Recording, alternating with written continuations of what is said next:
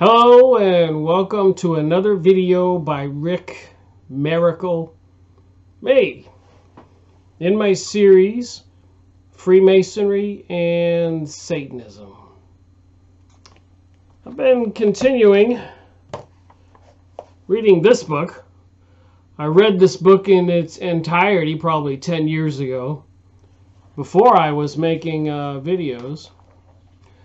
I did about 10 years worth of research before I told myself that I could write a book if I learned some things I needed to share. But instead, I jumped right in there and started making videos because I discovered all the topics that I discovered that I thought people needed to know about. Somebody had already written a book or two, probably in many instances, like Zionism, Kabbalah, Freemasons, etc., UFOs, aliens, psychic research. There were many books written by many authors on all those topics: history, religion, etc., the economy, the secret establishment, secret societies, the villains, apparently, who control the planet. So I've been reading this, continuing to prepare to make a video part 2, series 95. After reading it 10 years ago, and I'd always wanted to get back to this book and make some videos, because I read 100, maybe 200 books during my 10 years worth of research before I started making videos. And a lot of those books I've not made videos on yet. You know, when you have 1,000 or 1,100 or 1,200 books, and I'm up to series 254, you know, that's 800 or 900 that I have not made videos on yet. So you got to pick and choose and go with your instincts and your intuitive direction. So I was reading this one chapter, The Jews and the Ghettos in Nazi-occupied Poland, World War II. And I've been learning a lot about World War I and World War II, and I've made some statements. I've said that my research indicates World War I and World War II were planned to bring us to where we are today. Two things, it seems. One, destroy Christianity and replace it with some kind of demonic, satanic religion, just like it says in the Bible. That's number one. Number two, who are the culprits or the villains supposed to be? Apparently, it's the secret societies, Kabbalah, Zionists, not all Jewish people. A lot of Jewish people are opposed to Zionism. So you got the Kabbalah and you got the destruction of Christianity. You got a new religion, demonism, demons, beings. They try to fool us and call them UFOs and aliens.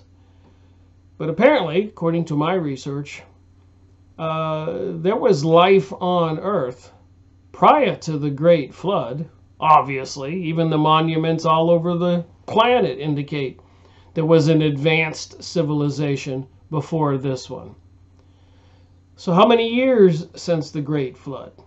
5, 6, 7,000 years? 10,000 years? How many years did it take the humans to recreate advanced civilizations? We know they had the Sumerian, Babylonian, Egyptian civilizations, civilization in South America, apparently an ancient one, Central America, even North America with the American Indians and all the native tribes, even in Australia, the Aborigines, and New Zealand, and the Philippines, all kinds of ancient monuments. Asia, no doubt. China, India, Buddhism, shamanism, Hinduism, Zoroastrianism, Russian territories, the northern areas, the Arctic, the Eskimos. So there's a whole lot more to reality and history than we know. And apparently, the people who control our reality teach us in the school system, in the newspapers, and the radio shows, and TV programming, and movies, etc., etc., etc. They teach us what they want us to believe. Not necessarily, and I think absolutely not, but not necessarily do they want us to know the truth. So that's kind of crazy when you think about it. And it gets a little crazier when you think that each of us is just a visitor to, whether you want to call it a flat earth or a spherical earth or a concave, I don't care. The sun rises, the sun sets. We get born, we live a life. Some people die early, middle age. Some people live to be 100, 110, 102. But we're only visiting for a short period of time in the scope of things. So why do you suppose that is? If we're spiritual beings, like all these other beings behind the veil, beyond the veil, another dimension, heaven or Hades, whatever you want to call it. That's where we came from, and that's where we will return to. But are there some consequences for our behavior while we're visiting on Earth? Is this a school? Is this a place to be tempted, to see who you really are, so you can see if you get what Edgar Cayce used to call soul growth? It really is interesting. How many incarnations, for example, have I had on planet Earth? 6, 7? And I can use a pendulum and I can ask the higher power how many, and it gives me an answer. But is it true? You can go see a psychic and she'll tell you, he'll tell you. But is it true? I guess we'll never know. And the government's into remote viewing, and the Kabbalists and Satanists and the Illuminati and all these other mystery religions of Babylon and Gnostic witchcraft type religions, secret societies, stuff they don't want you to know about. Apparently they're in communication with these otherworldly beings. It seems like things are coming to a head. Preparing for some global world order. They're warning us, all kinds of indicators, all kinds of videos, all kinds of websites, all kinds of books, all kinds of newspaper front page headlines, all kinds of announcements by the governments. But people just want to go about their business and ignore it. Just like they did with all the warning signs for World War I. Just like they did with all the warning signs before World War II. Just like they did, even the presidency, George Bush Jr., and all of his associates in government, they had warnings about 9/11, but they intentionally disregarded that information. It was part of a plan for this global world order. And there's all kinds of alerts out there now for World War III. Nobody seems to want to get in an uproar about it and just wait till whatever big event happens. They can move troops up there to Poland, right outside the border of Russia. They can demonize Germany again, demonize France, demonize Britain, demonize China, demonize Korea, demonize Venezuela, if you can believe that, demonize Canada, demonize the United States citizens, demonize the Christians, etc., etc. Hegelian dialectic, divide and conquer. Get the Democrats to hate the Republicans. Get the Republicans to hate the Democrats. And people are feverish about it. I've got Democratic friends and Republican friends. I don't take a side. I'm registered independent. But when I tell these people the puppet masters control both of them, they get vicious. They get angry. They have hate speech telling me to go away. They don't want to talk to me. Screaming at me. Long-term friendships broken. Family friendships broken. People get focused. Feverish belief. They're programmed, social conditioned, mind control, propaganda. There's no such thing as God anymore. It was all designed to control you. And people buy that. Meanwhile, they have all these demonic and really sick, perverted, decadent events, like during during the 2016 presidential election, and something called Pizzagate. So I was watching a video, just to not go off topic, but just to tell you how crazy and insane some of this stuff is. I was watching Richie from Boston, and he was talking about this. These Hollywood types and other peoples and politicians engaged in some disgusting, perverted pedophilia, satanic rituals involving stuff I don't even want to talk about. But watch this video, and then I'll get to this book about the Jews and the ghettos in Nazi-occupied Poland. And I think it has everything to do with what's going on today. Hence, looking at this video and a few others during my reading from the book. They've come out everywhere. They can't stop talking about it. They're going to block the sun to help us all, save us all from global warming, which is completely, totally, and 100% made up psyop by the same scumbags that strung the entire world out on plastic, petroleum, oil, and other products. The Rockefellers, the Rothschilds, the Vatican, the Jesuits, so forth, so on, and blah, blah, blah. So these are all new things that are being interjected into the public imagination, okay? Satan's he's the prince of the power of the air. Harvard's filling the skies now, admittedly, and people still don't get it. And then things like this popped up not too long ago. Now stay with me, this is all coming to a point. Remember this fine young lady? She's an artist, and all the rich people, all the elites, all the stars, the luminaries, they love this woman. And they do horrible, disgusting things, like she's covering a small golem, something that's used in black magic. She's covering a small golem with urine, fecal matter, period blood, and breast milk. And she's not shy about it, and nobody seems to care. Do you know why? Because it's art. That's how they do it. It's art. She's doing spirit cooking. Now, if you don't know who Marina Abramovic is, apparently you just got to my channel. But let me remind you. This is her, the lovely old woman that does wacky things, and all the rich and wealthy and powerful people love her. They just can't get enough of her. Robert Redford, Matthew Akers, Jay-Z, Usher, this dude, Jay-Z, Johnny Depp, Gwen Stefani. I'm amazed I know this many. I forget his name. But do you see what I'm saying?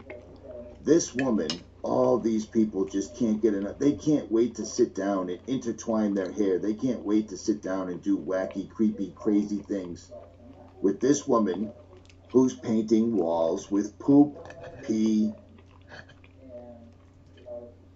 breast milk, period blood, and whatever else is in there. And as you can see, it's disgusting. But you know what? Nobody cares. It's all good. You say anything about it, you're a conspiracy theorist. This is nothing more than art. Well, then this slowly turned into this, where sex offenders and other creepy, pedophilic, elitist, governmental, political, talented, wealthy people are now pushing art around. Does Podesta come to mind? You see what I'm saying? You remember all this stuff? You remember when everybody was running around hooting, hollering, screaming, and yelling that these guys were going to go down, it would all be a wrap, and I told you that nothing would happen to these people whatsoever at all. Well, the clock has kept ticking, and nothing's happened to these people whatsoever at all. But what they did do is they brought out the horrific. They brought out the pedophilic. They brought it out into the public imagination, and now things like this are just no big deal. And things like this are just no big deal because it's art, or it's conspiracy theory, or it just doesn't even matter.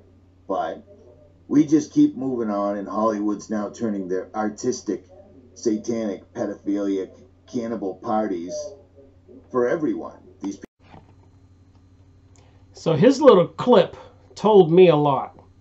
It told me, one, we're under attack, environmental, geoengineering, environmental destruction, whatever. And it tells me that the satanic demonic forces are behind it. As hard as it is to believe.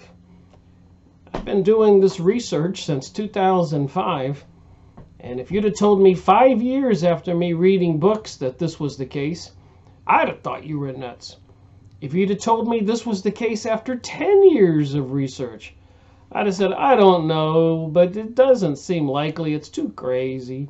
But now, 15 years into this research, making videos in my 6th year, the evidence keeps popping up and becoming clearer and clearer and clearer by all these elites and powerful people. This global world order, this intentional destruction of Christianity and replacing it with some kind of Noahide laws, the religion of the Zionist. Apparently that's the Kabbalah, who were accused throughout the ages of sorcery. It all connects. The dots connect. What are you going to do? So anyways, I'm thinking about the Jews and the ghettos in Nazi-occupied Poland. And it's revealing to me some interesting facts. Where is Poland? Sits right between Russia and Germany. And at this time, before World War II, Russia was occupied by the Bolshevik Jewish people who invaded Russia after World War I, when Russia never saw it coming. The Tsar, the leadership, the people. The whole half of a continent, Russia, never seen it coming. Never saw it coming. They sent in some espionage agents into Russia after World War I, all orchestrated, all controlled by some powerful forces. Bolshevik Jewish people. And they proceeded to have a huge purge, kill all of the Russian intellects and other peoples. They said 10, 15 plus years. Up to 100 million people in Russia were killed. After World War I, before World War II.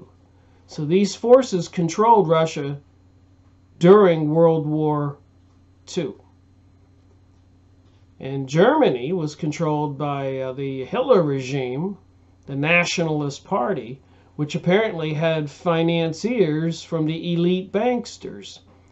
Ironically, those are the same Zionist Jewish people that were controlling Russia, were controlling Germany.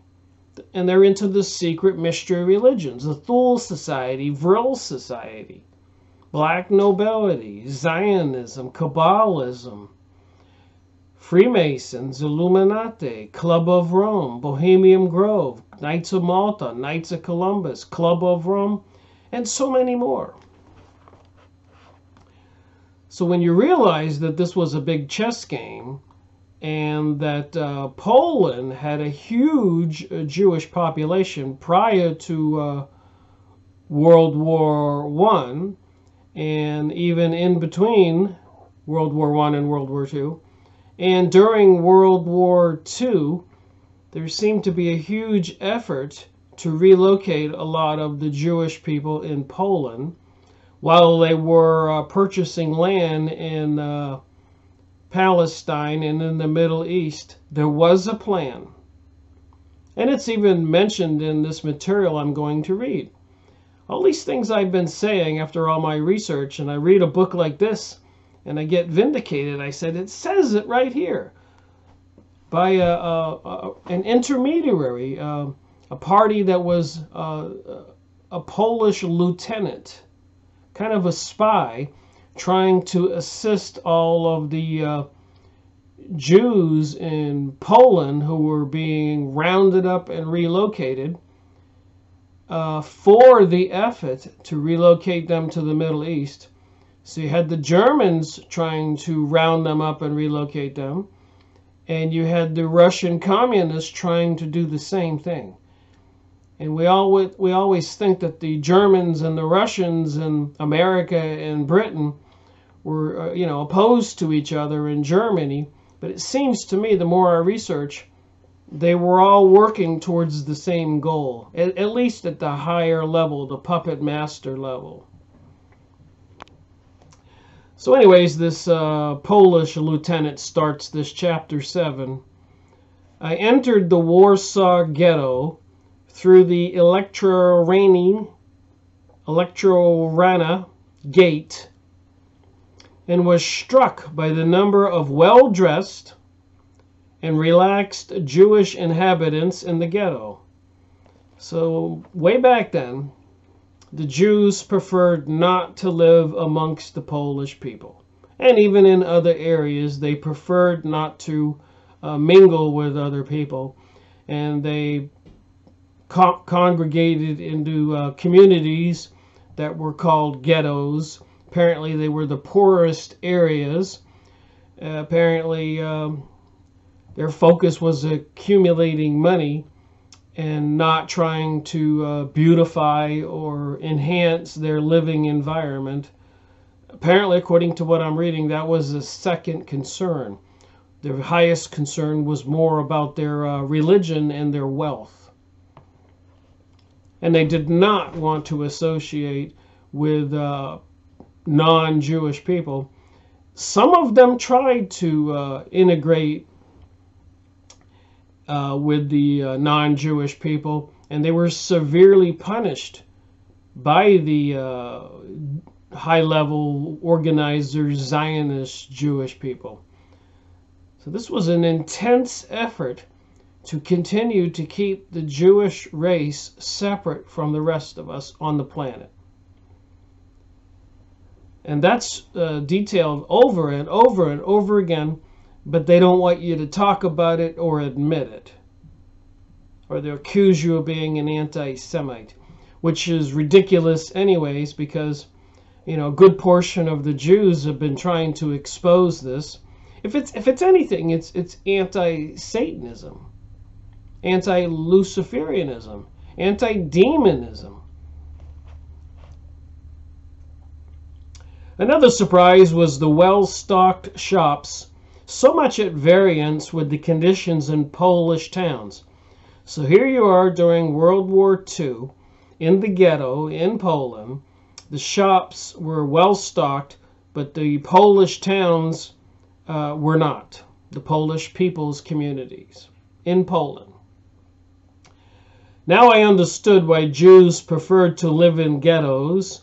I listened to discussions in cafes about how the Nazis were luring Jews out of the ghetto to live in remote country areas in Jewish settlements, and that Jews would be transferred from Europe to Madagascar, an island off the coast of Africa. That was one of the choices they had years ago, before World War I and World War II. They were considering for their homeland. That's how far back this goes. Argentina, Kenya, Madagascar, the Middle East, among other places.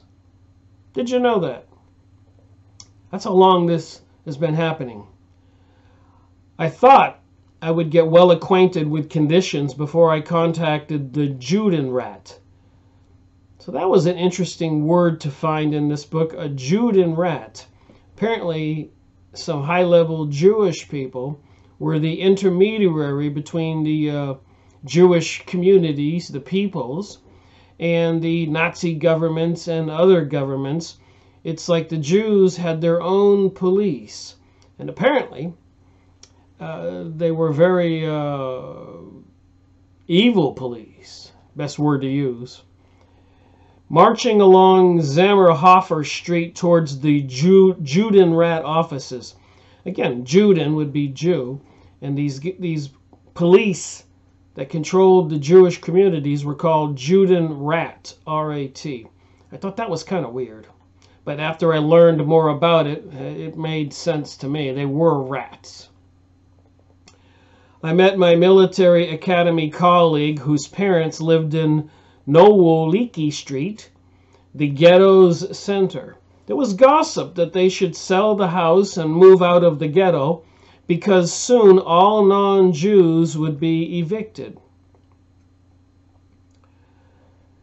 His parents refused to believe this. Nobody could evict them from their own house. They would learn better.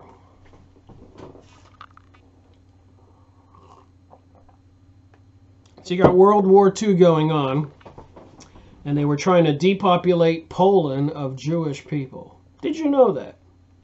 What did you think World War II was all about? At the Killahar, or Judenrat, I was expected. A certain Dr. Adler introduced himself as my assistant for the ghetto inspector. He was one of the suspected Gestapo agents Adam Cernykro had warned me about. So these Judenrats, the police who policed the Jewish peoples, were possibly suspected Gestapo agents. Dr. Adler's fluent German and his inquisitiveness and praise of everything German would have alerted me anyways. Perhaps he exaggerated, especially, well aware that I was a German. He took me from one cafe to another, and from one restaurant to a hotel, buying drinks and expensive gifts along the way. The difference between the rich and poor ghetto districts was already known to me from reports.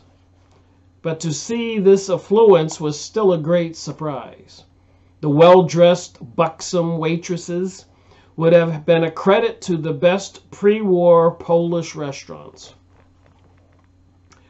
When I insisted that we should inspect the poorer Jewish districts, Dr. Adler told me to relax, like every other German visiting the ghetto.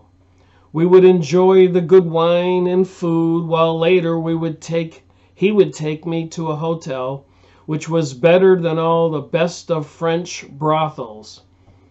French brothels, the prostitute houses in France? It all unnerved me, especially when I asked whether the whole ghetto was like this. His reply was that the Polish Jews were uncivilized and had no idea of hygiene and liked to live in the dirt. So the rich Jews said that about the poor Jews, that they were uncivilized and had no idea of hygiene and liked to live in the dirt. Apparently these people were pretty nasty people, these rich Jews who were working for the Gestapo in Poland back then. I told him that these were the very places I wanted to inspect, and that he had no option but to call a horse cab. He told the driver in Yiddish to take us to the Muranowski Square and back, but I told the driver to take us north instead, towards the Jewish cemetery. Both stared at me in surprise at the fact that I knew Yiddish. So Yiddish was some kind of slang language over there in Poland that was, I guess, a difference between Polish and Jewish Hebrew. So they spoke a kind of a language that most people couldn't understand. And also after World War I, predominantly they were shipping all these Yiddish Jews to New York City, and they were kind of acting like they owned the place after World War I and during the Great Depression and all of that. There were special barracks set up over in Europe to prepare these people to be immigrated into New York City, almost exclusively just the Yiddish Jewish people for a while. The governments were well in control of this after World War I, probably even during World War I. And of course, they were creating quite a disturbance in the United States, as well as being involved in the detrimental pursuits of the Communist Party. Yiddish Jews. And they were well financed, and they were buying up American businesses and everything else. So from the inside, they were taking over our country. And from the high levels with Woodrow Wilson during World War I, they controlled the presidency. And before World War I, 6 months before World War I, December 21st, 1913, they managed to take over the control of the USA money supply. So they were controlling the USA prior to World War I. A different ghetto appeared before my eyes. Crowds of poor, haggard Jews moved slowly or sat outside their homes, many in rags and looking half starved. Small boys wearing grown-up cast-off jackets ran along beside our cab, begging for a few groszy, a small Polish coin. When I threw them some, they fought for them savagely. This was a far cry from the rich, joyful ghetto. Seeing this disparity, I wondered about proverbial Jewish loyalty. On rounding a corner, we came upon a tight group of poorly dressed Jews. Curious about it, I stepped out and approached the group. I saw a black marketeer selling salted herrings from a zinc bucket at 2 zloty per fish, which was about 15 times its pre-war value. Seeing me approach the group, the salesman disappeared. Looking at the salty fish made my throat go dry and painful. I observed an old Jew resting after carrying 2 buckets with water. I introduced myself in Polish as a TOZ member, and the old Jew said he liked and respected this Polish welfare organization. So somehow the Polish welfare organization in Poland had recruited some military people to be inspectors of the ghetto, and that's where this lieutenant was doing, where he was and what he was doing. FYI, with the guy who wrote this book. He respected this Polish welfare organization, which was respected and welcomed by the poor Jewish people. Had they known who I really was, a German inspector, they would have stoned me most likely. The old Jew explained he carried the water to his home because the whole street had neither water nor gas or electric. Gas and electricity were switched on only at lunchtime between 12 and 1400 hours, so between 12 o'clock noon and 2 p.m. In the evening between 18 and 20, so that would be 6 to 8 p.m.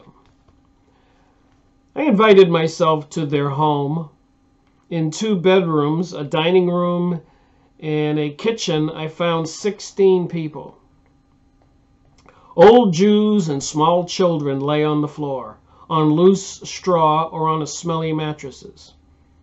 They were covered by all sorts of garments, blankets, sacks, even newspapers to keep them warm. They all looked sick to me.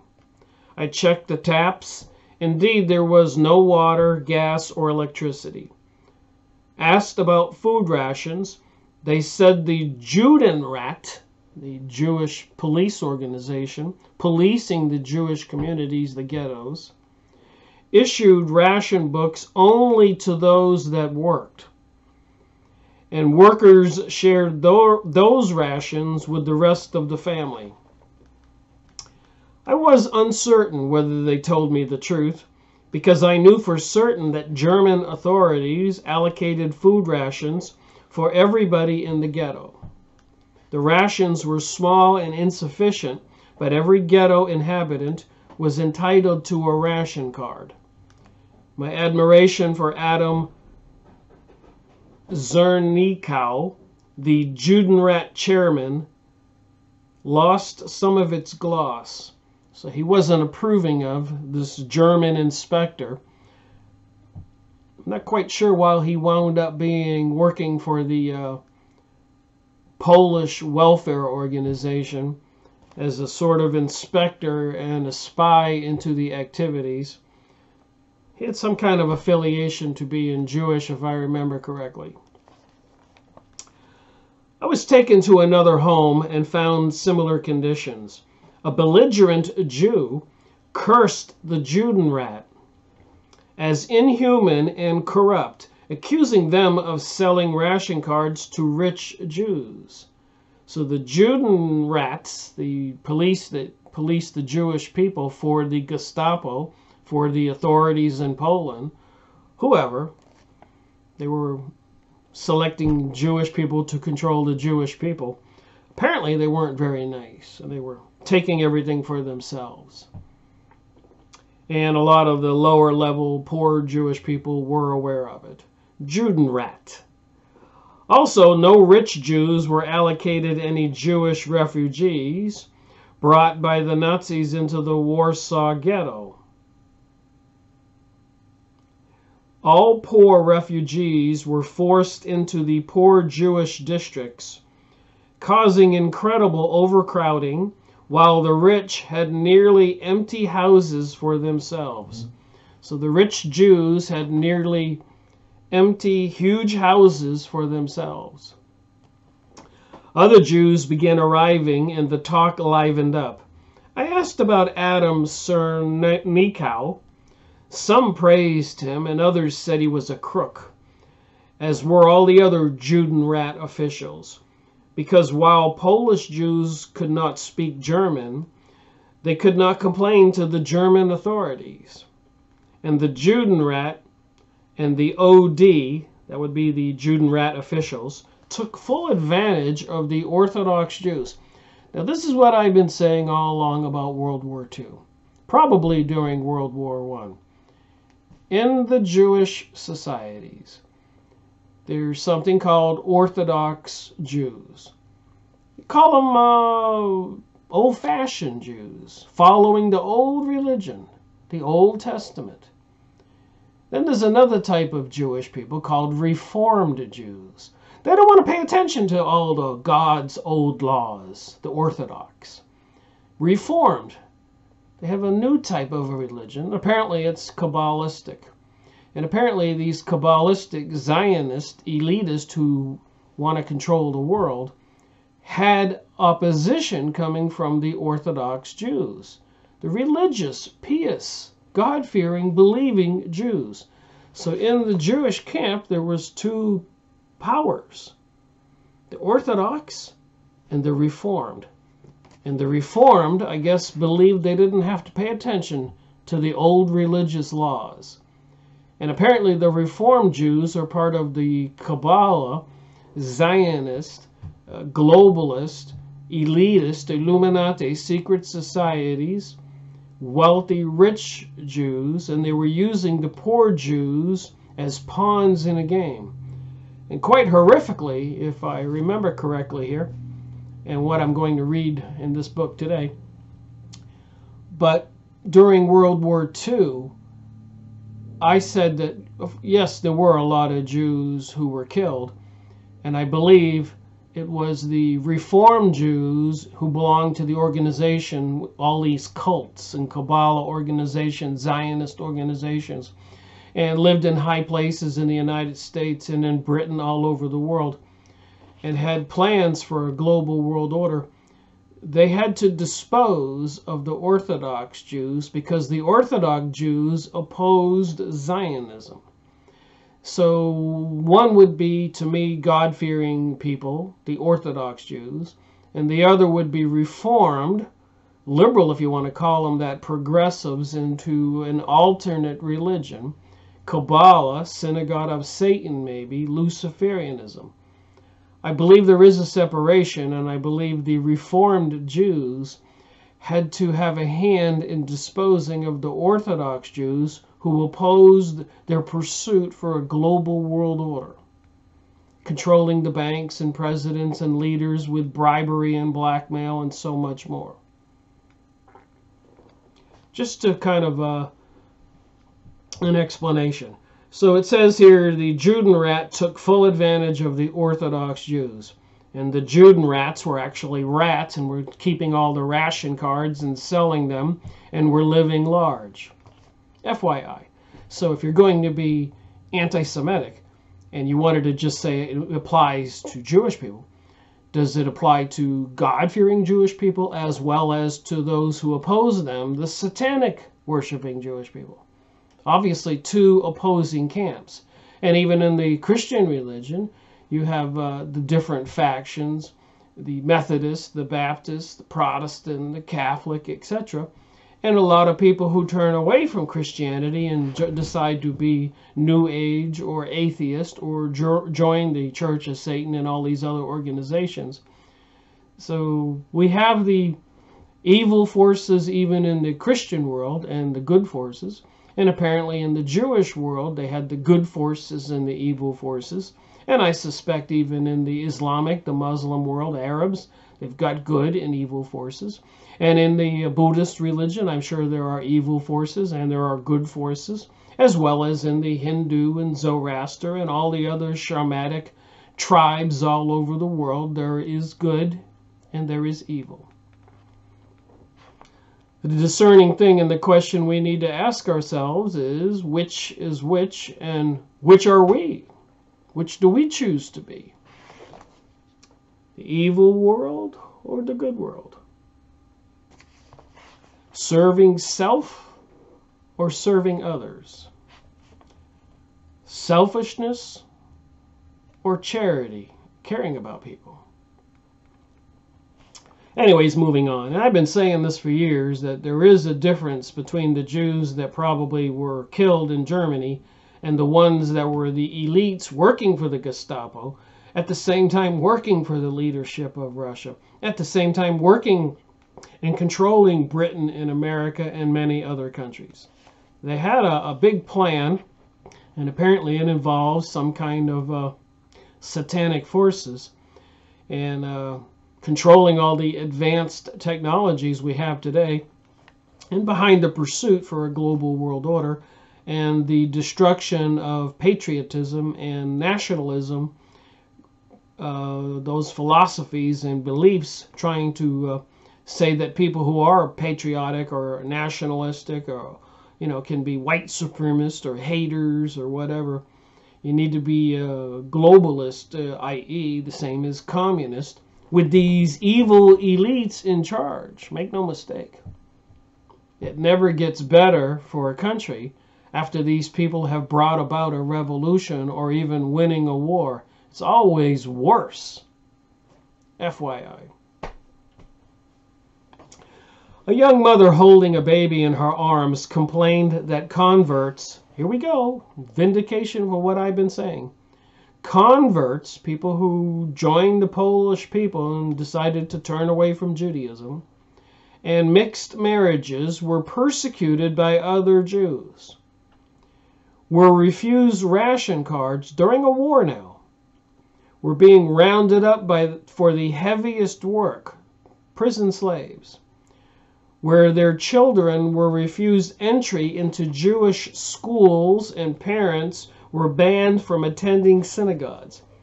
So here you are, a Jewish person or a descendant of a Jewish person, and you decided to become a Christian or whatever, or marry a Polish citizen, whatever. And this is what they did.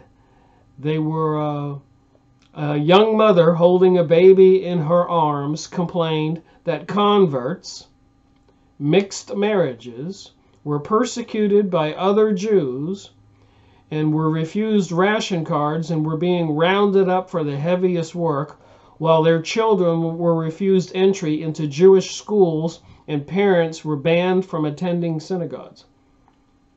Oh my, and all they talk about is the evil Germans. You read a book like this and you just get astonished at what you learn. Little tidbit at a time. Well, I wanted to take a look at this Judenrat thing on the Yahoo image site. And very interesting pictures. Here they are, these people put in charge of the Jewish people in Poland. They wear these six-pointed stars on their shirts.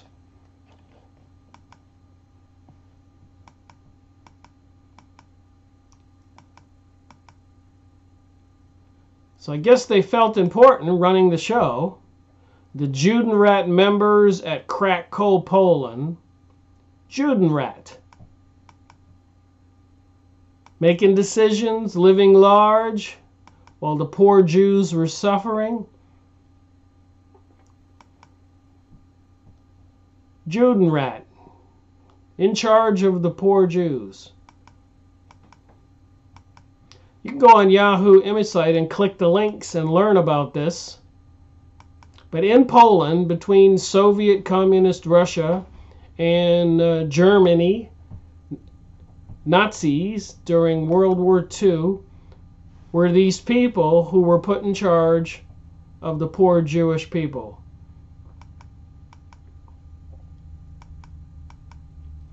Fascinating pictures. Lots of stories here. The poor lived terribly bad, while the Judenrat, apparently not so bad.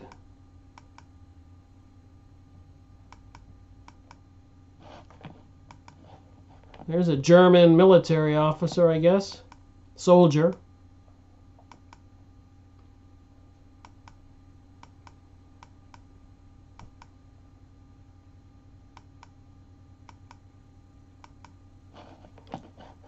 The Jewish councils in Eastern Europe under Nazi occupation.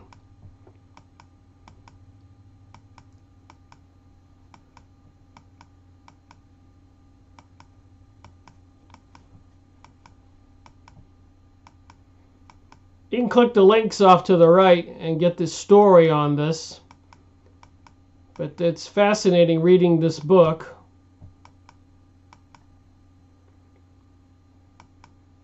And history back then, which a lot of people today, of course, don't know anything about.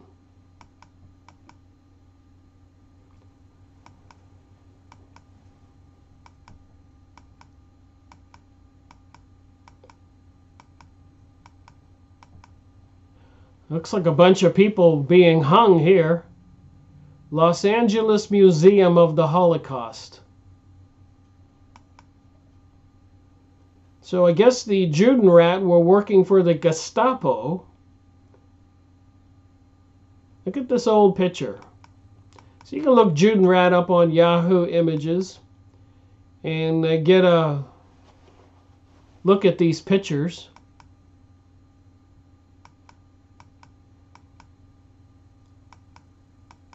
Crazy stuff.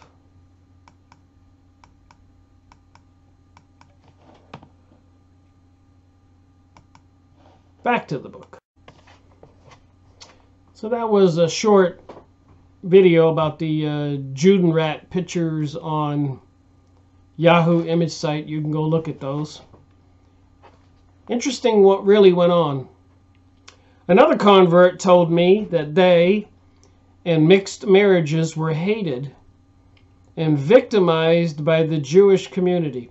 Can you imagine being a person rejected by the Polish people and the German people, and also because you intermarried with the Polish people, you were rejected by the Jewish community also.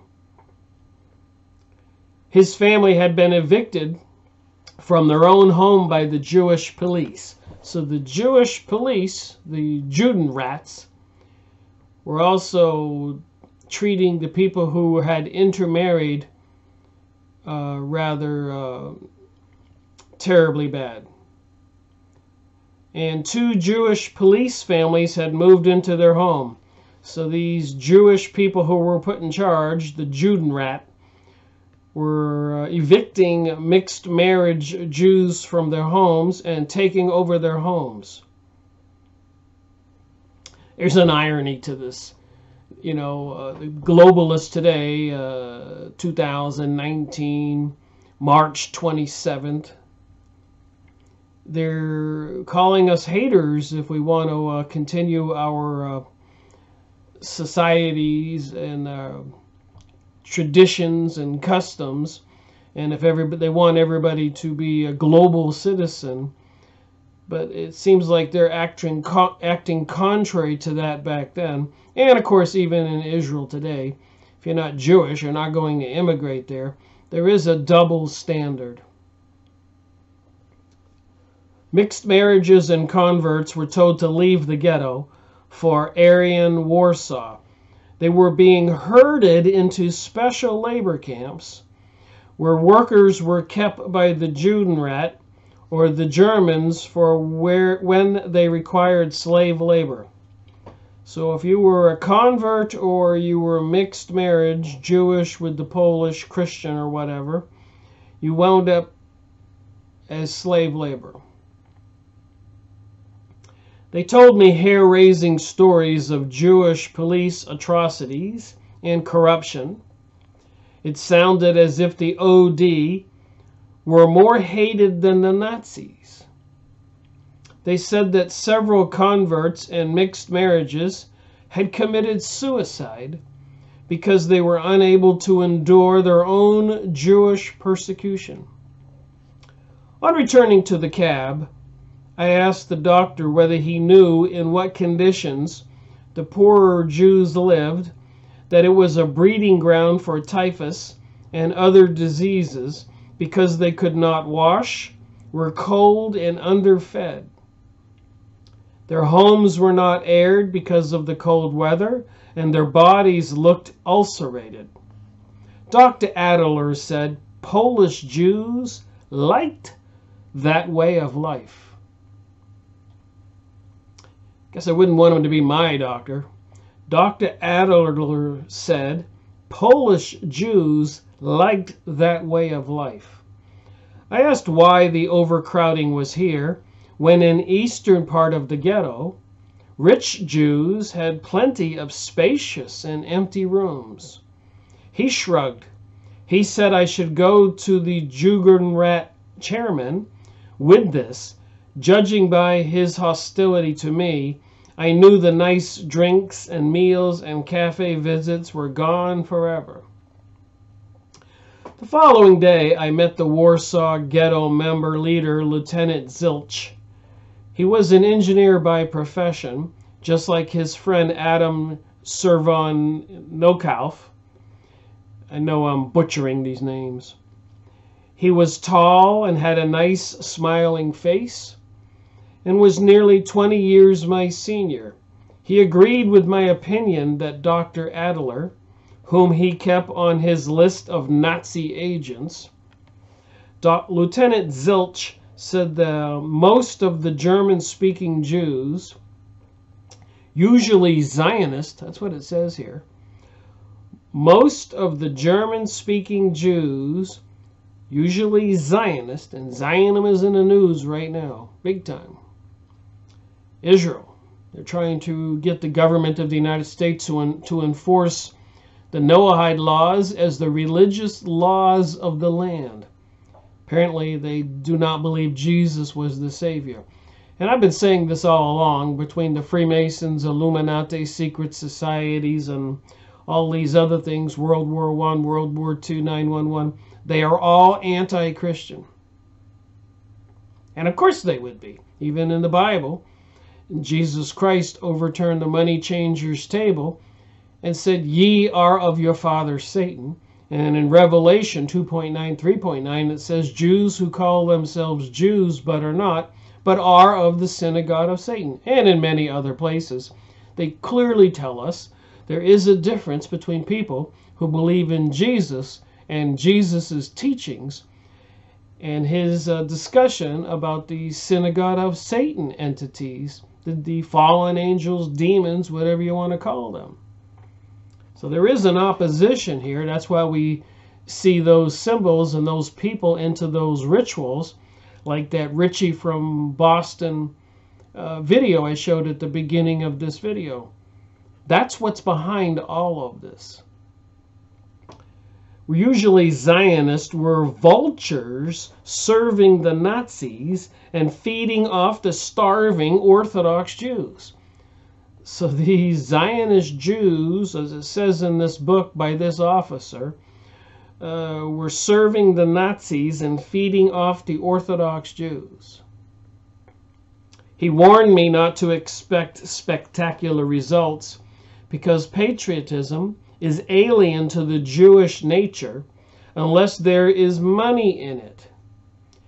Patriotism is alien to the Jewish nature unless there is money in it. Jewish leaders in ghettos advocate total submission to the Nazi rule as the safest way towards self-preservation. So what was World War II all about? Who was it between? What did it have to do with Jewish people? What about communist Russia, who was in the process after World War I and before World War II in killing 100 million Christians and other good people, Russians, as revenge, purging Russia? And it wasn't really a revolution. It was an invasion by some powerful elites, the same ones who were in charge and helped Britain win the war that it was losing with Germany during World War I. Some very evil forces, and they are at work today. They're doing a lot of things, trying to bring about a global world order. They control the banking system, the economic system, the media, TV, news, radio, magazines, school systems. We're in trouble if we don't wake up. Anyways, back to the book. They would report to the Gestapo any Jew or Goyim, non-Jew, Goyim means cattle, who endangered the ghetto by political or military activity.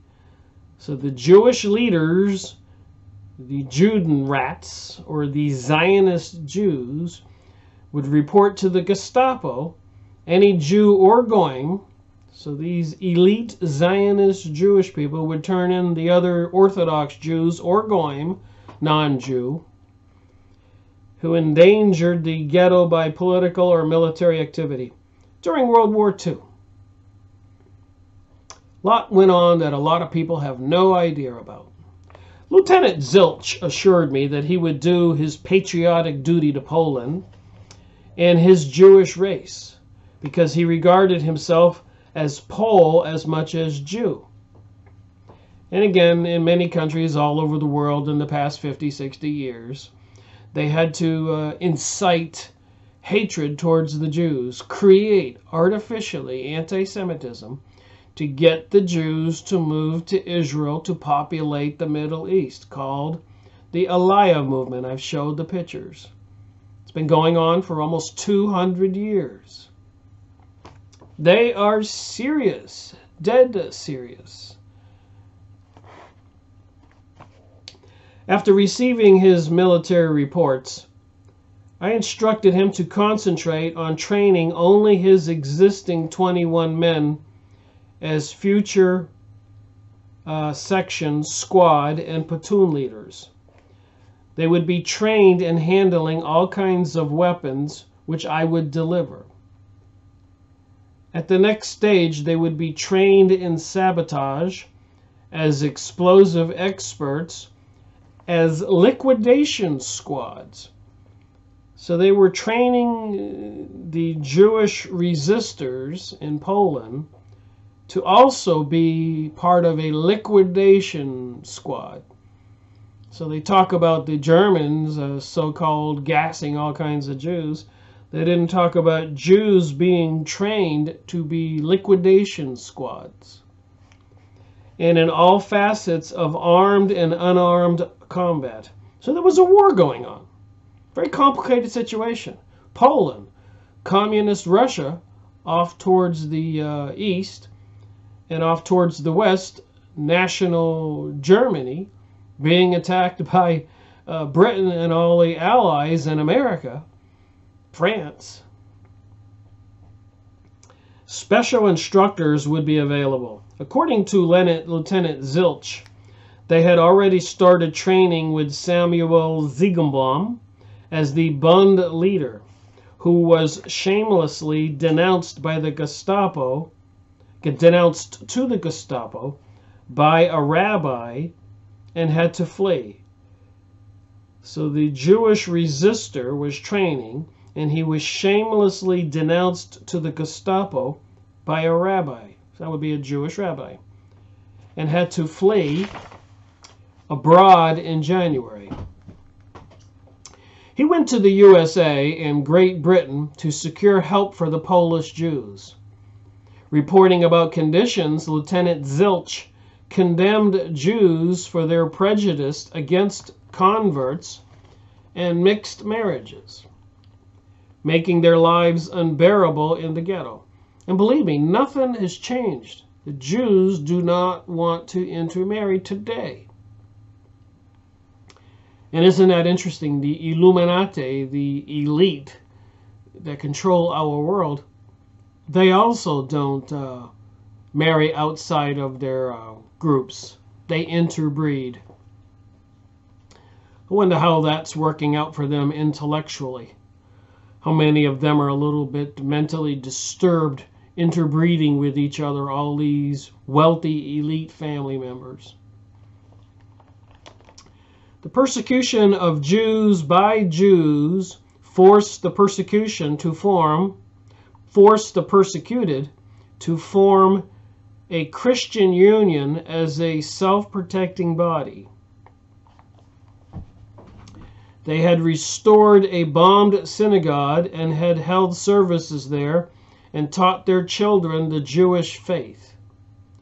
Lieutenant Zilch was furious against the Jewish police, the Judenrats, OD for their brutality, especially towards the poor who could not pay bribes.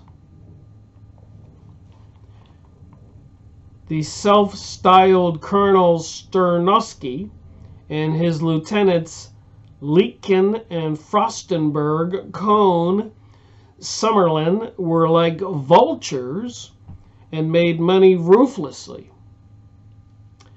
The Judenrat OD were hated by the Jewish people as much as by the Nazi police.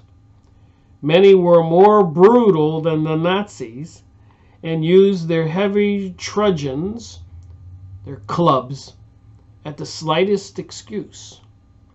Lieutenant Zilch asked for arms and ammunition to liquidate the worst beast as a warning to the rest of the Jewish police. Wow. In all this, I advised patience. Above all, Jews must not fight Jews, because the Nazis would then take over the ghettos, while now they enjoyed greater freedom even before the war. Indeed, ghettos had their own schools for teaching Yiddish and German. No Poles were allowed. They had Jewish theaters, synagogues, kosher butcheries, a telephone exchange, and even a post office issuing Jewish stamps. No Polish town enjoyed such privilege. Remember, Poland was in a precarious place.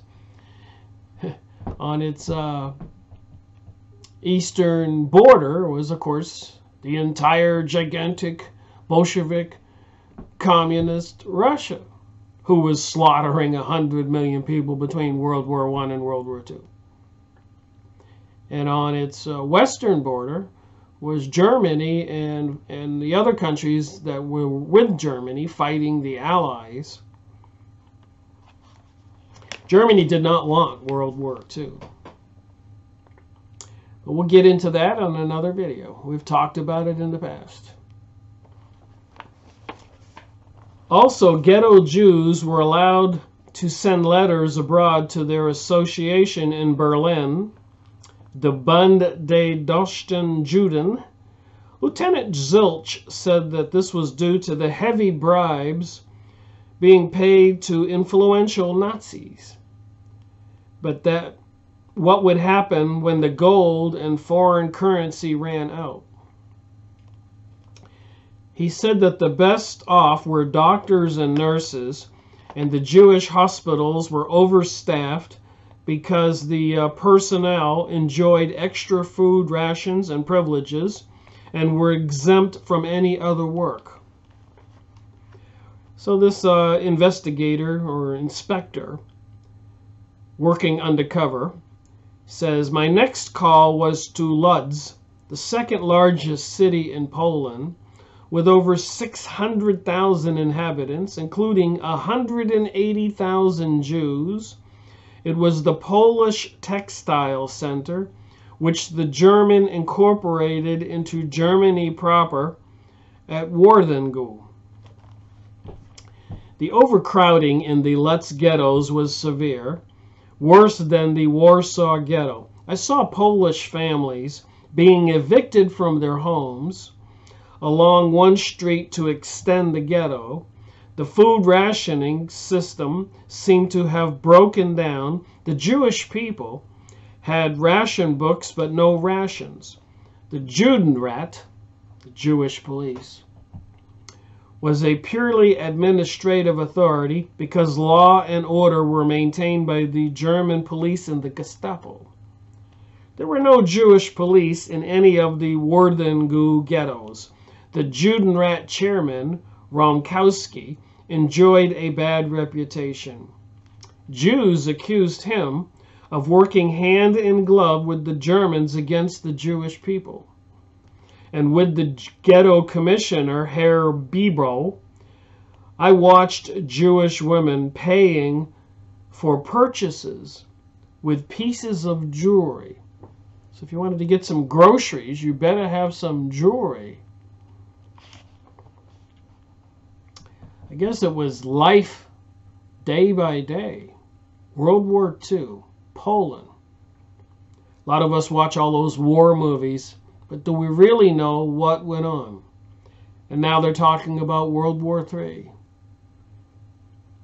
One can get a visualization what might go on if they do shut off the electric grid in the United States. Like the United States government recently warned that could happen and people should be prepared. Why would they do that? And a lot of other crazy things going on. It looks like they are preparing for World War III.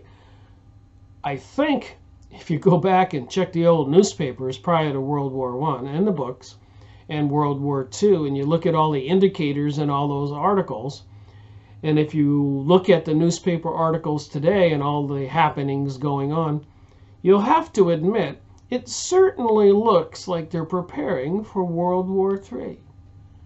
They'll shut down the grid. There won't be tractor trailers delivering groceries to your grocery store. The gas stations, like when they have a hurricane or bad weather, will be out of oil, will be closed. So no fuel, no food, no electricity, no water, no working sewer systems. Do people know how to survive? Will they keep their sanity and not go insane and riot through the streets? I suspect these world revolutionaries want the citizens to go crazy. And they have all kinds of advanced technologies to kind of help that along. Radiating them with frequencies that would drive the people mad. Like in Project Montauk at the end of Long Island. I've gone over books on those topics. Yes, radio waves, microwaves, can affect your emotional condition. They can drive people insane. Make people hear things that is not their own thinking. They did that during the Iraq War. I've gone over this stuff. Besides the stuff they put in the food and the water and the frequencies in the air and the chemicals dumped in the sky and the environmental destruction going on everywhere. And all the other threats against Russia and China, positioning, Iran, Venezuela. We don't know what they're going to do, but it certainly looks like they're preparing for something. Just saying. In the Beluto ghetto, I encountered my first serious outbreak of typhoid and another unidentified disease. You know, common sense if people were to think. seems like people act like animals when they get in tough situations. But you know, you can go outside with some hammer and nails and build a little privacy building with a 5-gallon bucket on the bottom, an outhouse. When I was a child living in Maine, we actually had an outhouse for a while. No indoor plumbing. It was not even unusual. It was the way I grew up. And we didn't have a well. You would go down to the stream or something. People could probably survive for a while if they use their common sense and don't go crazy. They don't have to create diseased situations. But I guess we'll see what happens when the elites, these Satanists, these nuts, bring us the final event catalyst that'll bring about this World War III or world revolution or economic collapse, stock market or whatever they do, some kind of plague. Even Bill Gates was saying millions of people might be affected by a plague this winter season, and in the newspapers, and they got their options to them, open to them, what they can do. And if we, the people, didn't react to whatever they do, we kept our calm, they actually would be helpless and lose the battle. It's my opinion. Luckily, 2 elderly and dedicated Jewish doctors already had matters in hand. So in this community, typhoid in the ghetto had already broken out. The ex-Polish Scout Hall had been turned into a quarantine hospital. The typhus ward had 48 cases, and the other ward had over 100 mysterious diarrhea cases, which the doctor attributed to malnutrition. I made a thorough report on the spot and asked both doctors to sign it. They did so with pleasure because I praised their dedication. Conditions in the ghetto were no better than in the Warsaw Ghetto. In the Lutz ghettos, I heard more complaints against the world Jewish leaders, inactivity and lack of interest in Polish Jews than I ever heard in the GG. One of the doctors told me that they had sent appeals to World Jewry and the International Red Cross, but no help arrived. Not even confirmation of their appeal.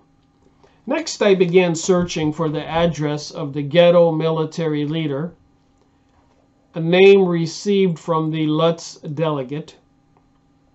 I located Ben Grumbaum working as a sweeper in a factory.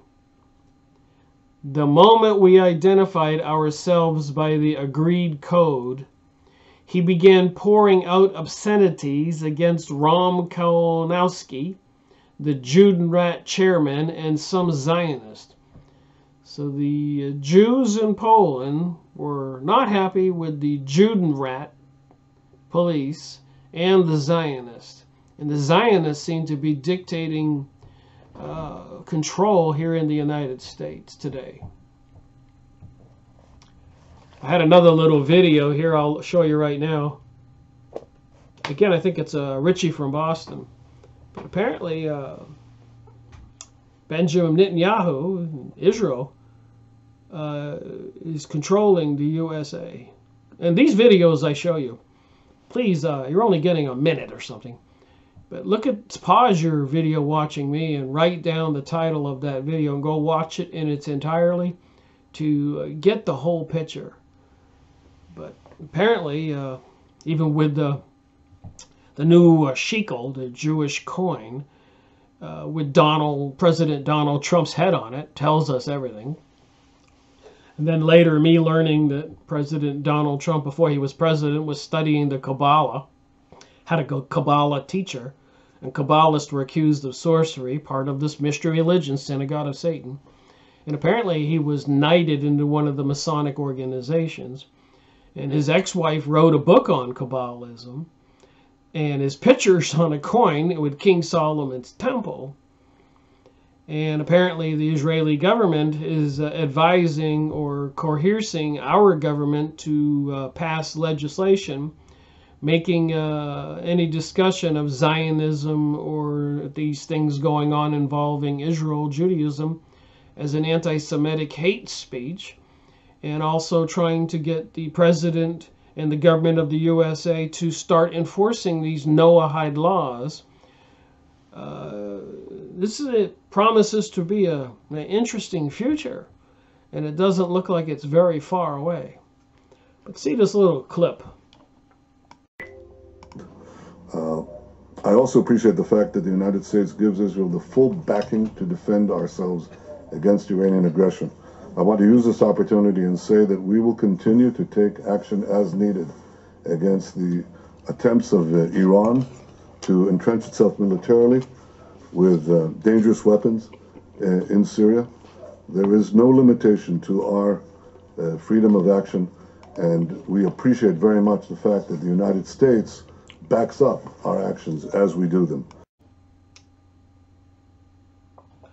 I'm not quite sure I got it correct, and I said who published that short clip. But apparently, Israel is quite confident in the United States making sure Israel's policies and plans go forward. Apparently, the destruction of all the countries in the Middle East. But if you've been paying attention, you know this seems to be the case. Politicians do not seem to be working for us on our behalf in America or in Europe or in Australia or in New Zealand, etc. and other countries all over the world. Appears they have been taken over, sadly enough. Back to this book. It appeared that his parents had been arrested and sent to Klemno concentration camp because two Lutz Jews conspired with a disabled German officer to grab Ben's parents' factory in Zegratz. He asked for arms and hand grenades for his 18 men to take a revenge on the ghetto jackals. So apparently, high-level Jewish people and German officers were conspiring and I guess actively doing things, arresting people so they could take over other people's businesses. It took me several hours to persuade Ben to forget his personal grudge, that more was at stake than revenge for one lost factory, which would have been lost anyway. Finally, he agreed to concentrate on training his men in accordance with instructions which I would deliver on my next journey. Again, he asked about arms and was told that such would be delivered only when we decided that they should be used. His mind was obviously preoccupied with revenge. As soon as he was in possession of the arms, I was certain that he would start liquidating all that he hated. Such a man could hardly remain leader. He must be replaced, I thought. Here you are in Poland. You got the communists trying to sway public opinion. You got the Nazis trying to sway public opinion. Like caught in a trap. While in Lutz, I decided to travel the 70 kilometers north to the mysterious Camp Klemno.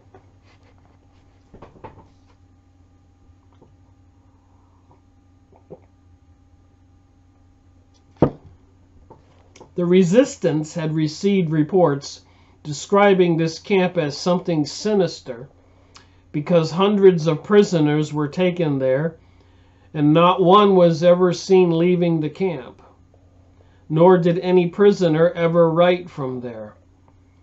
I had no contact with the local resistance, although I knew we had our own people there. The train took me only to the Kolo station, from where I would have to use a narrow gauge railway. From the station personnel, I learned that Klemno was not easily accessible. The train stopped at a small station, Proris, from where I would have to walk to Klemeno, and seeing that only German police used the train, I decided to leave Klemeno alone, remembering the proverb that curiosity killed the cat. After inspecting 2 more small towns, I saw no Jews about. All were expelled either to the Lutz ghetto or to the general government. On the return journey, I called at Protokov,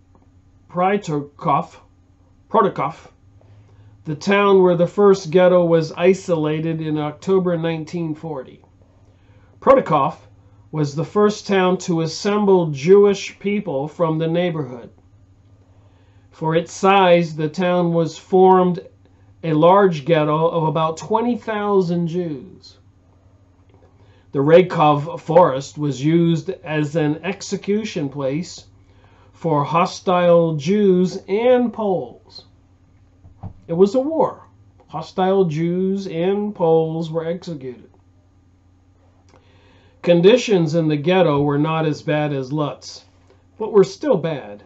All streets were named in German, and the town gave the impression of a police or military camp. In the town and its neighborhood, turning the page, I counted 4 Polish prisoners of war camps, 3 large labor camps, and 1 slave labor transit camp under the labor exchange management.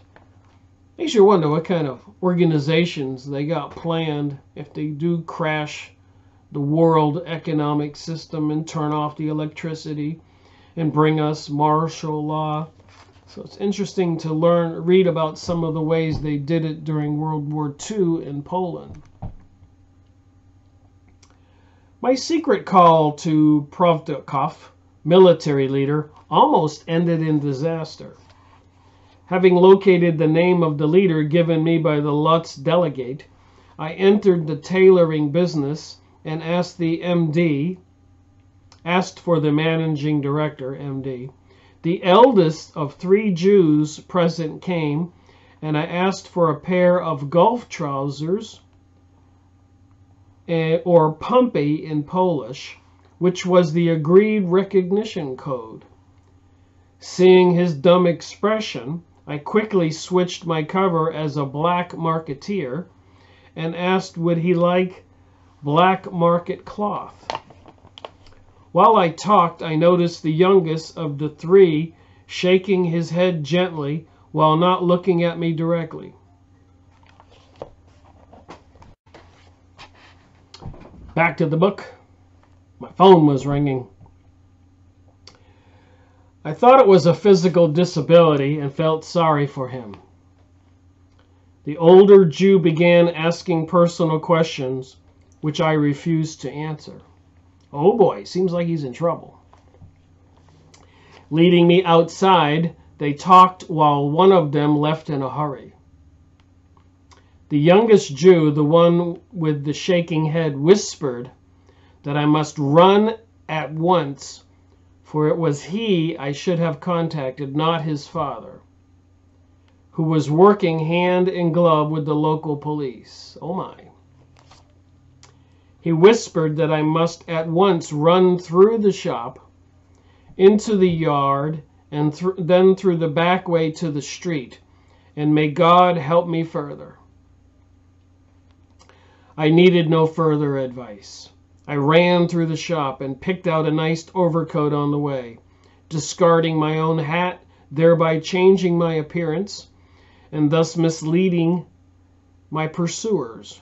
Walking along the Thomas Zoe Road, I hailed a truck carrying German soldiers to Warsaw.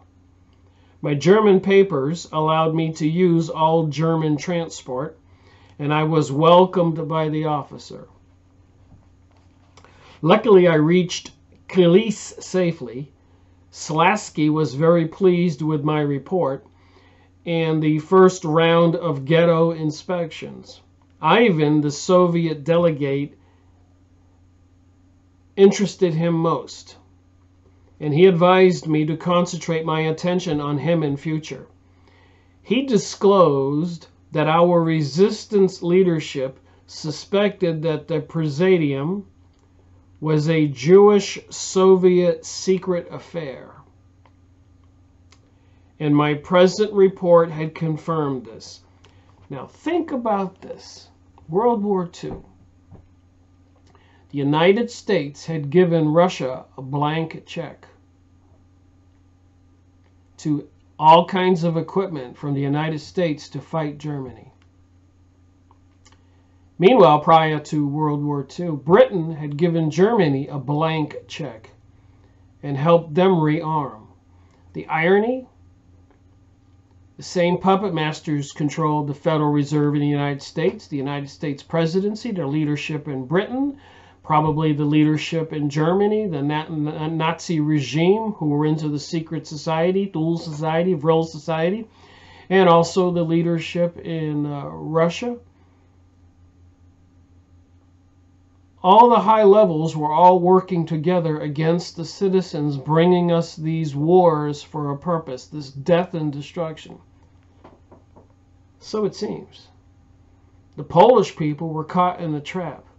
And the communist, Jewish Bolshevik Jews on their eastern border, who were taking revenge against Russia for 200 years of policing them, causing them to not be able to do all the dastardly things they'd been doing for thousands of years. The Russian Tsar and the elite. In the United States, they were having congressional hearings on the Jewish problem. And even during the Civil War in the United States in the 1860s, Ulysses Grant, the general, banned the Jews from the Tennessee territories. This was going on all over the world. These elites, apparently into some kind of mystery satanic cult, were bringing us all this stuff. Revolutions and wars and assassination of presidents and economic collapses and depressions and stock market collapses. There are some mystery forces in control of things behind the scenes, as President John Kennedy said in his famous speech. Secret societies are repugnant to the American way of life, and I intend to expose them. And shortly after that, he was killed. Abraham Lincoln wanted America to print its own money. He was assassinated. And so many more leaders all over the world. Seems like they control everything, and they're openly promoting the anti-Christian philosophy, mind control, social conditioning, with all this decadency and perversions and transgenderisms and all that stuff. Globalism, anti-nationalism. I'm just saying, what went on here is the same thing that's going on right now, and the same evil peoples are behind the scenes. Not them, but their descendants, the cults they belong to. All right, so they had this, the Presidium was a Jewish-Soviet secret affair. And who was controlling Russia? The Bolshevik Jewish people. That great, vast territory. Who was controlling Britain and the United States? The same Illuminati, Zionist, Jewish bankster forces. Who was financing Hitler's regime? That would have been Britain. Who was financing the Russian regime? That would have been the United States. I went over that in books on those topics. Unbelievable. So don't believe all this stuff you see in the newspapers now about Venezuela, Iran, Korea, China, Russia. It's all a big pretend. A deception. It's actually an attack on we citizens of the planet. So it seems. I expressed to Slesky my annoyance about the whole affair. I was being used like a fool, under the cover of acting in liaison and military help to ghettos. I was in fact being used as a spy, spying on the Jewish ghettos. I resented risking my life for work I did not contract to do, however valuable it might be. Schlatsky begged me to continue, and not having the will to resist, I agreed to continue the secret work for which I regarded myself unsuited. The random ghettos at Walla, W-A-L-O-W-A, Wallalo, and Glenice were clean and well provided with food compared to the others I visited.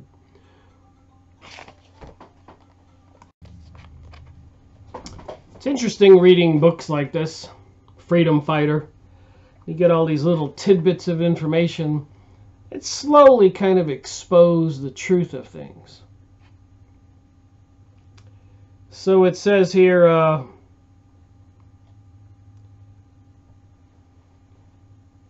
both ghettos were still free. Jews could walk about the town, although they had been ordered to stay within the ghetto. It was not isolated until March the following year. The Wallalo ghetto, a Jewish district proper, contained about 25,000 Jews, and the Glenice ghetto on the outskirts of town contained no more than 5,000 Jews. I don't see anything here about grounding up Jews and gassing them or anything. They worked in ghettos, workshops, and all technically minded worked in the arms and ammunition factories. Radom had been Polish center for arms production. Jews told me that the Nazi employers preferred them to Polish workers, the latter being regarded as lazy, unreliable, and saboteurs who upset production. So the Poles, I guess, were being regarded as lazy, unreliable, saboteurs who upset production. Only the previous week, I had been told in the ghetto that 8 Polish engineers had been executed by sabotage.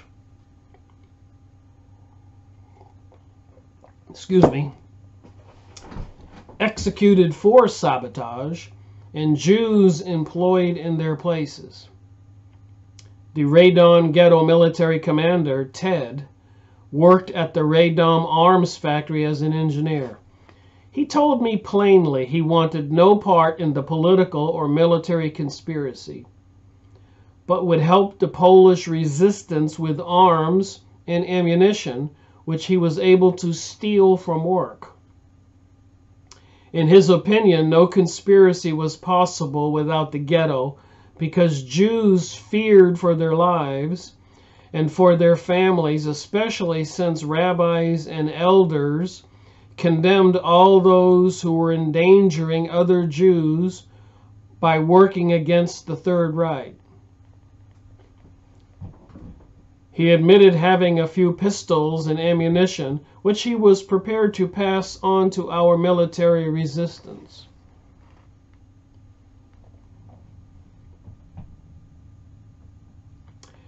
Asked how many men he had under his command, he mentioned only 3. Because of his value as a provider of arms, I preferred not to press the issue of more active involvement and left the discussion to Schlatsky.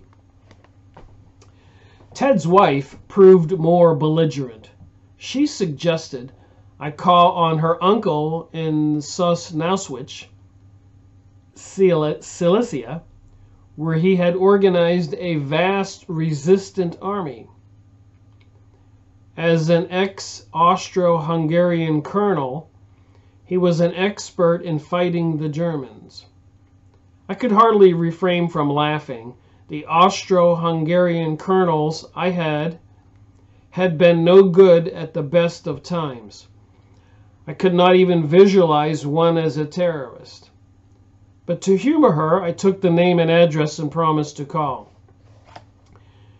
She said she would let him know that her friend would call on him the following weekend. After my report to Colonel Slatsky, he agreed with my decision to leave Ted alone. The local resistance commander would choose a suitable leader, and Ted could be used as an arms supplier. But he disagreed with my attitude towards the warrior colonel at Sosnowiec. In Slatsky's opinion, no opportunity must be lost to make contact with any military organization in Silesia. Even the worst could be reorganized on right lines, he said, strongly advised me to contact the colonel. I reminded Slatsky of the most dangerous conditions prevailing in the Sosnowiec Benzin area with the pro-Nazi Moshe Marin in charge. The colonel pleaded with me to see Sosnowiec colonel as his, Slatsky's personal favor. Such a request I could not refuse. Again, you read these things going on in World War II in Poland, and you pick up on some of the attitude and the things going on. Maybe get a glimpse of what's the truth here. My first call from Kalisz to Silesia was at a Czechoslovakia. I can't speak Polish. My first place as a conspirator. Much had happened since I took the oath 9 months ago. Only 9 months.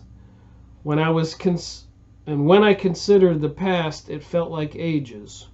So I guess doing espionage work might seem like ages when it's only months.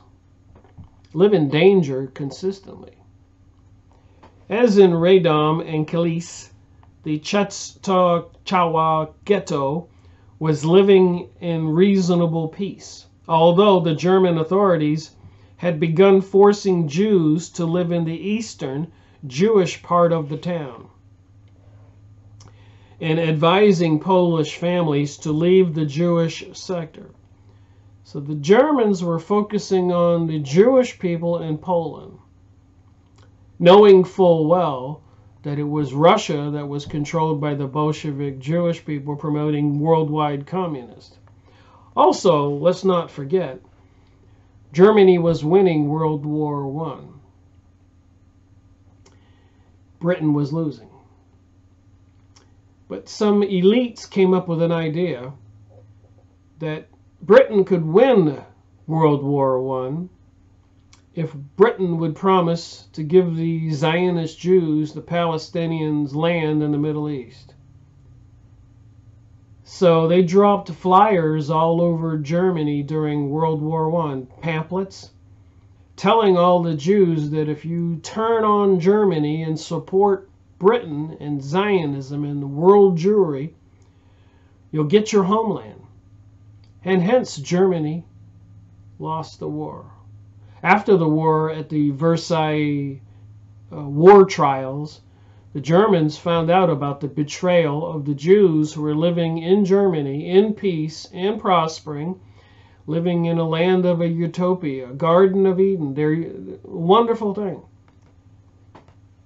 But this religion of theirs, this rebuilding of King Solomon's temple, this anti-Christian religious group of people, the Kabbalists, mystery religions, secret societies, Freemasons, Illuminati, they have bigger plans. So Germany lost World War I. And after World War I, at the war trials, the hearings, a lot of people were prosecuted and executed. The Germans found out about the betrayal.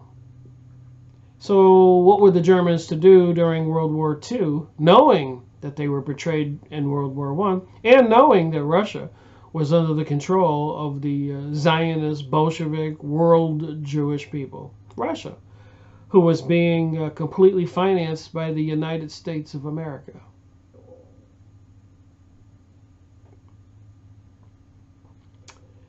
All right. Several Poles, Polish people, had exchanged their properties with Jewish owners. Jews were employed and earned good wages in the many industries, textile, metal, tobacco, and others. Setschawa was a large industrial center and had therefore several labor and prisoners of war camps.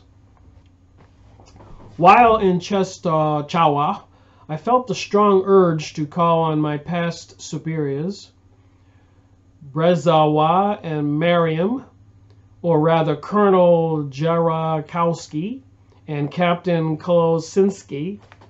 So I guess this guy was German-Polish. However, there was against the basic principle of secrecy. For an officer on important duty was not to indulge in private sentiment and visits. It does make you wonder. Get this martial law declared in the United States, and the president or the government declaring that weapons, rifles, etc., will be banned in the United States, like they recently did in New Zealand. They had a mass shooting in a church, 20 people, Arabs, I believe. Muslims were killed.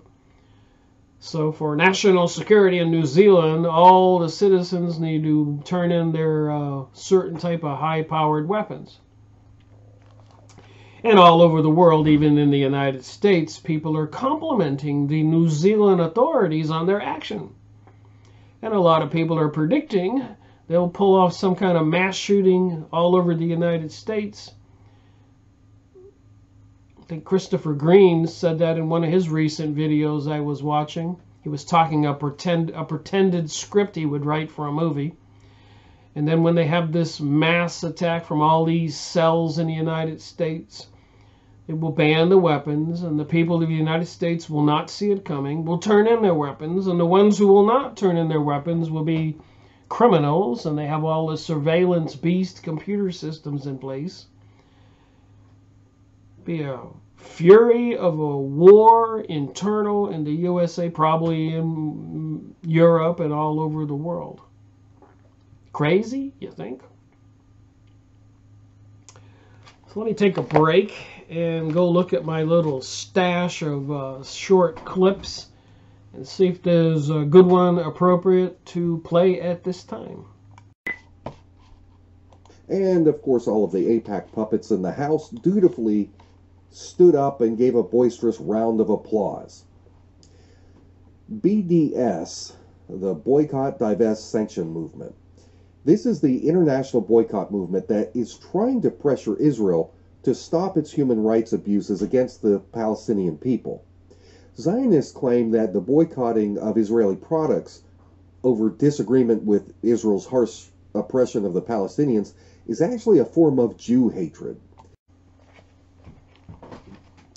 Strangely enough, this conversation about World War II, and apparently the reason for World War I and 9/11 and maybe World War III and all these things going on, it seems that it's a similar conversation. It's all connected.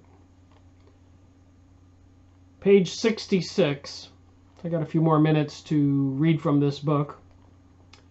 While traveling through the Warthengu, the conditions were similar to those I encountered further north of Lutz. There were a few uniformed German police about, and life seemed more peaceful. People appeared to be better dressed and better fed, and behaved in a more relaxed manner than their compatriots in the GG. Yet this was a turbulent area. For like Krakow in Russia, Zagliby in this part of Silesia formed the core of communism in Poland. So communism was alive and well in Poland. Russia was communist. The United States gave Russia a blank check during World War II. Tanks, helicopters, everything. Food, pianos. Crazy things were going on. I've gone over books on these topics. Zagliby in this part of Silesia formed the core of communism in Poland. Even Marshal Stalin had come here when plotting the Russian Revolution. So Poland was a base that spearheaded the invasion into Russia after World War I. Think about it. Poland was a hugely, had a huge Jewish population. The Jews had been living there for 800 years and had fled a lot of Europe. They had been exiled and banished, and so they had gone to the Polish area and other areas, Netherlands, Norway, Scotland. So there was a huge Yiddish Jewish population in Poland, and from Poland after World War I was the core of the communism, where they plotted the Russian Revolution after World War I, where they abducted the Tsar and assassinated him and his family, and for the next 10 or 15 years proceeded to kill 100 million Russians, Christians, etc., and destroy the Christian churches but not the Jewish temples. According to Jeff Rense on Rense.com, look up Russian Revolution, 100 million killed, and other documents. Some documents say 66 million killed in Russia after World War I. They call it a Russian Revolution. It was nothing like a revolution. It wasn't a people's uprising. It was espionage and agents financed by the same people who brought us World War I, the Zionist Rothschild banksters, etc., who controlled Britain and the USA and winning the war with Germany and so much more. So while they were doing one thing with the left hand, the right hand was doing something else, killing 100 million people after World War I in Russia. Nobody talks about that. Killing 100 million people after World War I with the Bolshevik invasion. They call it a revolution. But the victors get to write history the way they want to. Killed 100 million people. How many people did they say got killed in Germany by Hitler? 6 million? Let me see now. 100 million people, Christians and other good Russian people, were killed in Russia after World War I. They say that 6 million Jews were killed during World War II. 100 million not Jews, but Christians and other good Russians were killed. Intellectuals, people who they had to eliminate. Something wrong with this picture? And of course, if you go to Georgia, USA, you got those guide stones with the RC Christian plaque, Rosicrucians, a sister organization to the Freemasons, that say they want 500 million people worldwide. So I suppose about 6 billion people need to die.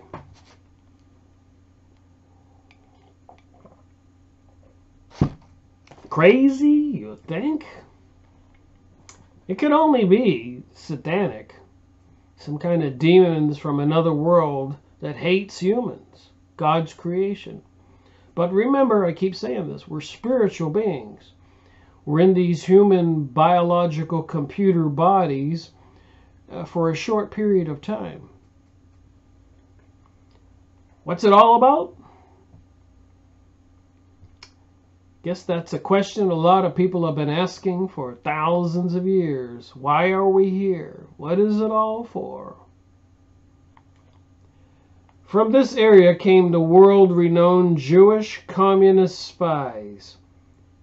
So from the Polish area we're talking about here came the world-renowned Jewish communist spies. Were known throughout Poland as Jewish towns. Which looked like a nice clean town to me when compared to its pre-war state. The Germans had disciplined the Jews. It doesn't say here that the Germans killed the Jews. I saw Jewish workers cleaning the streets, washing buildings and sweeping roads, pushing horse carts filled with rubble. After I had located the warrior colonel's house, I was told that he was away. But where, the young lady did not know or would not tell. When I insisted that I was a friend and was expected, the young lady called her husband, who introduced himself as the colonel's nephew and admitted that he had received the notice from Radom about my arrival. He seemed embarrassed when asked about his uncle. He told me the following story. His 71-year-old uncle was a great Polish patriot who during the war had become obsessed with becoming a hero. He went about telling everybody that he had a large army ready. The Gestapo had heard about this, but ignored him as a crackpot. However, their patience had run out the previous month and they arrested him. He was now in Auschwitz. His nephew was about to deliver some food parcels to him.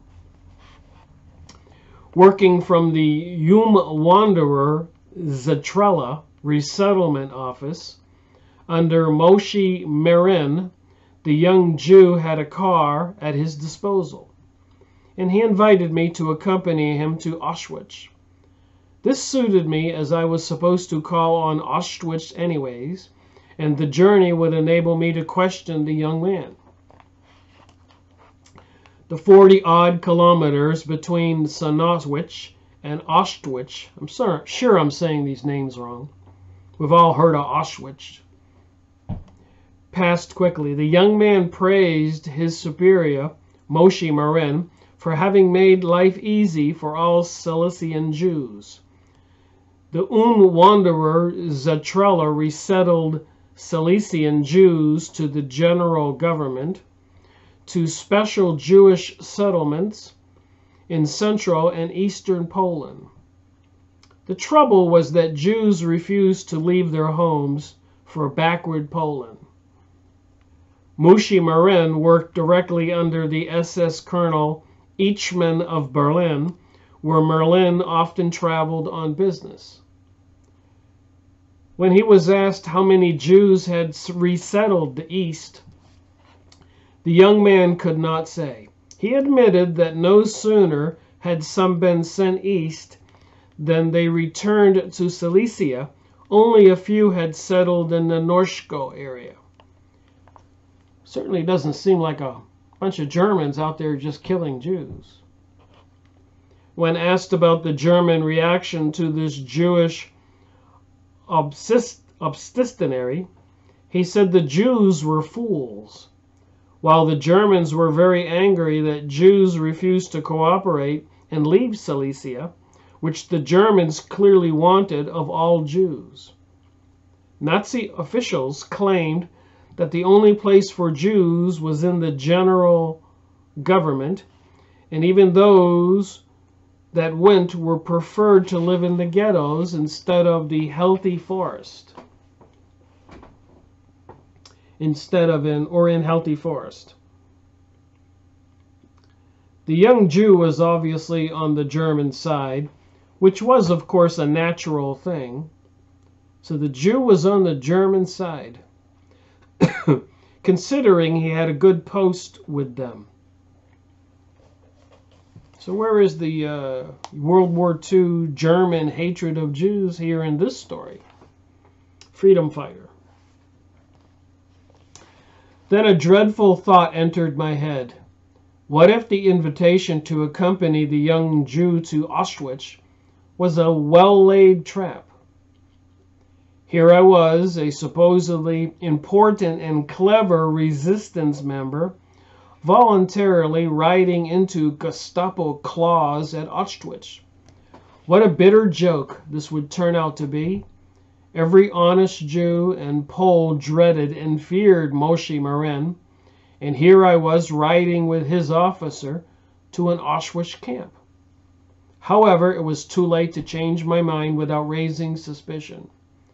I wish I had agreed to accept the pistol offered as self-protection.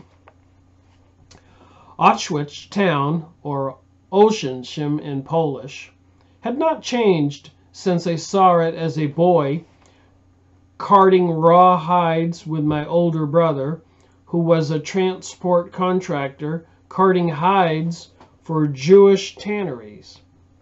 That was interesting. So here in Poland, they had Jewish tanneries, you know, for leather, making shoes, etc. Oświęcim had always meant to me the bad smell of tanneries and marshlands on the rivers of Sola and Vistula. It was a small, dirty town filled with Jews. Little did I think then that this small, insignificant place would become world famous as a shrine of human suffering and death.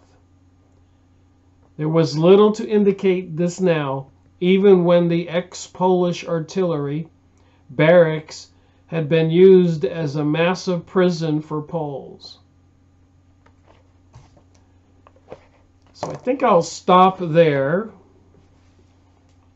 and I'll go look for another short clip out of my supply of clips I made and end this video. And thank you for watching my videos. Trying to figure out WTH, what the heck is going on in the world, who and what is behind it.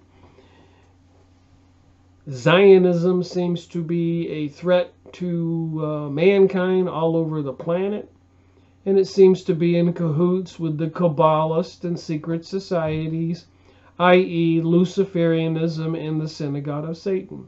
As crazy as it sounds, it seems to be. It is what it is.